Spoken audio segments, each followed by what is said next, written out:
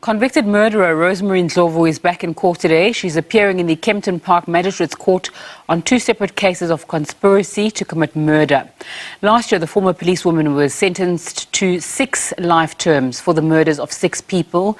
She had killed her relatives in order to cash in on their life insurance policies. Ndlovu's murder spree ended when she was arrested after being recorded while trying to enlist an undercover police officer and another man, both posing as hitmen, to burn her sister and 5 children to death inside her house.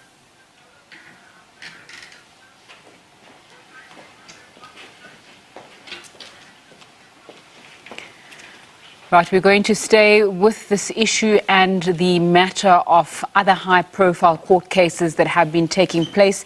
Joining me in studio is Hasina Gori. A very good afternoon to you, Hasina. Let's just talk about this Rosemary Ndlovu murder case. What's happening there? So what we saw today is that Rosemary Ndlovu has been back in the docks, this time for 2 other cases where she's allegedly accused of killing 3 other, or attempting to kill 3 other people. These include her former boss as well as investigating officer in her murder trial. It was said that while she was standing trial for those 6 others, that she was plotting to have them killed because they had her arrested. After the case was concluded, we saw these charges being brought forward.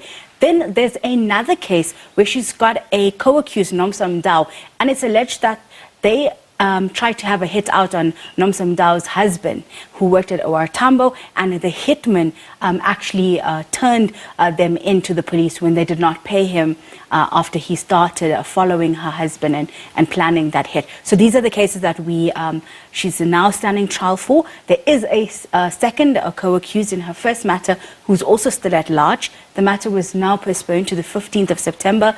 Her defense is saying that they do want to bring some complaints to the Deputy Public Prosecutor, and that's where the matter is standing at the moment. So that is, the 6 she was found guilty of, as well as 3 others now that she is said to have also tried to kill. Sure, very intense case there. We've been speaking today about the unrest that we saw last year, July 2021.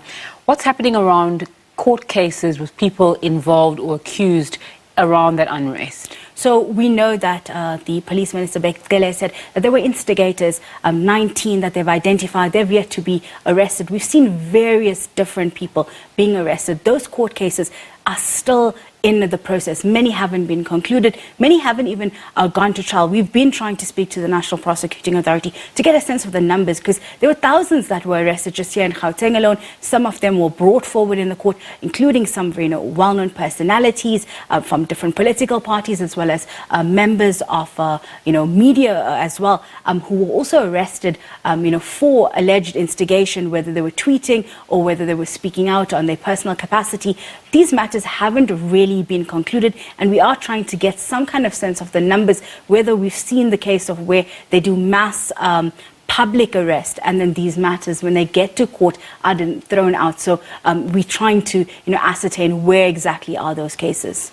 What other high-profile cases are coming up or have just been concluded this week? So today we've also seen that the 7 men who were arrested for the death of Elvis Nyati, that is the Zimbabwean national that was burnt in Diepsloot in April this year during those protest action. They were meant to appear briefly, so we're waiting to get a sense of where they're at.